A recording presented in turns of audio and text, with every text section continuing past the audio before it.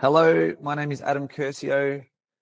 I'm a buyer's agent here in Noosa. Thank you for tuning into this webinar, which talks all about how to buy a house off market.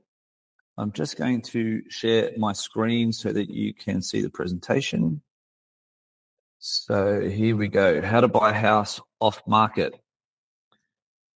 What I'm going to cover in this session is what really defines an off-market property, how to secure your ideal home, and how to actually negotiate to make sure that you win in real estate. Why I'm so passionate about this area in particular and how and why I like teaching people about buying property off market is because I was a financial planner, and long story short, I was really limited in what I could advise people on. I was restricted to what ASIC allowed advisors to advise on, which were financial products. So I needed to break away from that and get into the property industry. I became a property investment advisor, and I sold very successfully a lot of developments in Melbourne to Australian buyers and overseas buyers. And what I very quickly realized is that my passion for advice, but my passion for property was unable to come through in an independent way because I was selling a product that belonged to a developer. So I was selling products to people that I sometimes didn't feel were best suited for them. So I needed to be a buyer's agent, and naturally I just fell into it. Why do off-market sellers need you? So all of those reasons on the screen are not really the main reason. That's what most people feel. Most people assume it's a financial reason, why someone wouldn't bother to list their property and actually advertise it in the normal way. The actual main reason is because sellers can't find their next home. A little bit like probably you have a similar situation if you've come into learning about this webinar. It's not easy, especially in the Sunshine Coast and more so in Noosa. It's such a tiny market that people can't see their next move. So they want to sell but are hesitant to sell. So off market, what we do is we join some dots for people, and it's a bit like putting a two-piece puzzle together. So the first piece of the puzzle is selling. The second piece is buying. It's easy to do one or the other. It's easy to sell your home, but where do you go next? So what that translates to in reality is that in every properties campaign, there are 5 stages. And the area that most buyers are stuck in is stage 4 to 5. And there's actually a loop that looks like this. So most people get caught in that loop between stage 4 and 5. Agents notify them of new listings. They find the listings on their phone, on the app, on real estate apps. Off they go to open for inspections, and they're in the arena with other buyers having to compete for the same listing. Hopefully they buy, but if they miss out, they're back to the beginning of stage 4 and back into a new sales campaign. Whereas the area that I like to play in is stages 1 to 3. And I'll explain those stages. So stage 1 is when a property is genuinely off market, not listed with a Form 6. The seller is not even really considering selling, but they could be selling at some point in the future. They're secret listings, and you'll never know about them because agents need to keep them private in fear that another competing agent finds out about it, knocks on the door and pinches the listing off them. Okay. Second stage is when there is a Form 6 in Queensland signed, and in another state is called something else. But basically it's a sales authority that gets given to the real estate agent to be allowed to sell the property. Agents usually then contact buyers agents or the hottest buyers on their list, and sometimes those deals are done. Stage 3 is in the pre-market phase, which if you're getting emails from real estate agents about off-market properties, they're generally in the pre-market phase. So if an agent says to you something like, there's a listing coming up in 2 weeks, we're just waiting for photos, that means the marketing budget has been spent, and most probably that's going to go to market. In other words, they wouldn't be wasting the seller's marketing money if it wasn't intended to go to the market. So the intention there is for the agent to get as many buyers as they can to the first open for inspection, to create buyer competition, and hope that they have at least 2 buyers competing to get the maximum price for their seller. So what you want to do if you want to buy a property off market is get in before that third stage, or in that third stage, but actually execute the deal and get on a contract in some way and not get caught up in that loop of just being used to get to the first open for inspection. So that's really where astute buyers play, and that's what I love to help you with. Instead of being, I guess if I can call it in a nice way, an average buyer, what most people do, they're not yet formally approved. Oops, I'll go back. So they're not yet formally approved. They haven't yet sold their home. If they're relocating, their budget is far too broad. So they're telling agents that they want anything, anywhere, or it could be a 4-bedroom house with or without a pool in anywhere from Coolum to Tewantin.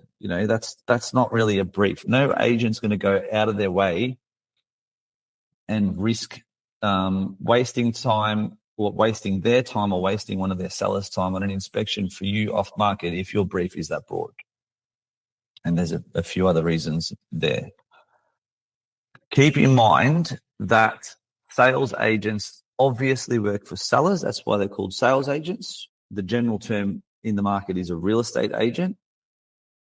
And buyers agents work for buyers. So basically, if an end sale value ended up being $1 million, the sales agent's trying to get 1.1 and the buyer's agent's trying to get 900.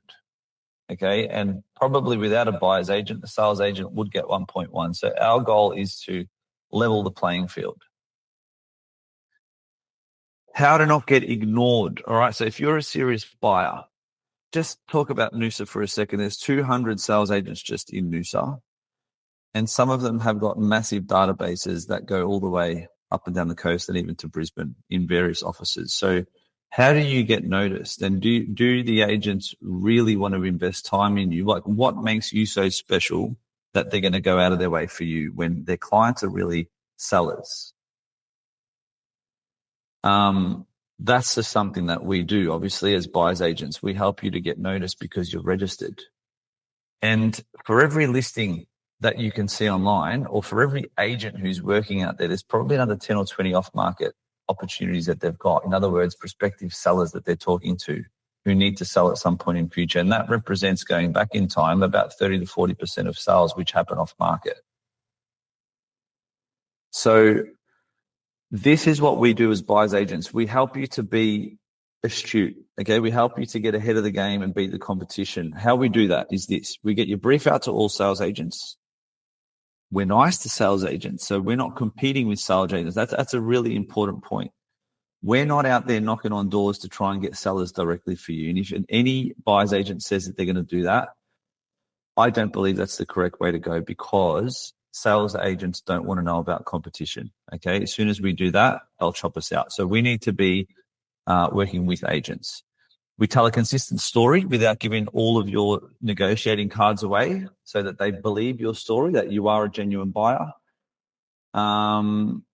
We understand your terms and how to use them. So terms are things like subject to finance, if it needs to be subject to sale. If we need to not flag certain terms or certain fears or doubts that you have to make you look like you're a little bit stronger than you are, just so that you can be believed that you're the right buyer for the property, so that we have the agents actually investing time in you. We need to understand fair value of the property, particularly in Queensland. If it's an auction property, we don't get any form of estimated value from a sales agent. We do due diligence, and we do it quickly. We work out what the agent's game plan is. So that means if the agent has set up the campaign as an auction, private sale, if they're asking for an expression of interest or just a contact agent type headline, you can sort of start to see what type of game they're trying to play, and it's important to know that before you start playing it. We need to observe other buyers' interest. So we need to attend inspections or speak to the agent or do a bit of both to actually work out what the true story is in terms of how many buyers are interested in the property. We need to investigate the seller's true motivations. So before you start negotiating with a seller via an agent, you kind of need to know some of the answers before you ask the questions. Okay, that's what we do as your buyer's agent. You need to make an intelligent offer and time it well. Timing is so important with an offer. Okay, I'll give you an example. Friday night, 5 p.m. is a crucial time in the real estate game because the next day you've got new open for inspections, new buyers. You've also got conveyancers that don't really want to be dealt with at 5 p.m. on a Friday. So it's important that you understand that deadline and how to have a tailored negotiation strategy for each deal. I think that's really important as well. Okay, some tips on negotiating. So in a nutshell, all of this really, my only advice without, it's very hard to pass on how to negotiate because every negotiation is completely different from the other. It's a bit like a conversation. You can't tell someone how to have a conversation until you start speaking to someone. But what I would say is this: when you're negotiating, you really need to get into the skin of the person that you're negotiating with. You need to feel their fears. You need to feel their emotions. You need to feel their stress. You need to understand but be really empathetic to the fact that what is making these people behave in this way? Why are they deciding to sell? Why are they not selling? Why are they not moving on price? Why are they doing anything, right? If you can understand that, only then you can begin to negotiate. And if you haven't bothered to research why they're thinking the way that they are and relying on a sales agent, that should be evidence for yourself that you're not quite playing the game. You're just a pawn on a chessboard. Okay, the agent is then controlling you and your thoughts and your emotions and everybody else and controlling the game. Buyer's agents actually level the playing field a bit because we have the same experience and same skills. So what we do is we give that to you in your camp. All right, now at the end there, everyone needs to win something. There's no such thing as negotiating where you get everything that you want and the other side gets nothing. It doesn't work that way. So we do all that for you. Again, there's that slide just to reiterate the point that we need to be looking in this area to get good deals so that we eliminate the competition. These are just some very quick examples of deals that I've done. This was an off-market property in Peregian Beach. It's actually Peregian Breeze, but it's listed as Peregian Beach. We secured it in 5 days. There's the address. We had a seller sign a contract within 5 days there. You can see how that sort of all played out. Why was it sold off market? Basically, the sellers had to move back to Melbourne. It was Christmas time. We were pressed for time. And also for our buyer, she had to settle by the middle of January. So it was, I think, a 21-day settlement. That all happened fairly quickly. This was a campaign that we stopped in its tracks before the first open by buying it just before. We saw the ad actually come up online. So wasn't technically an off-market property, but by stopping the first open and not having any other buyer see it, effectively we were the only one. So it was the same result as what an off-market property would have been. There we go. So that one was actually a sale that had fallen over previously. It had some water issues at the back, which we had checked, and there was evidence of rectification of that work. So we were comfortable with that. And for that reason, we knew that the seller would be very eager to take a deal because they were effectively sitting there for 9 months while these repairs were happening. So that was a really good deal.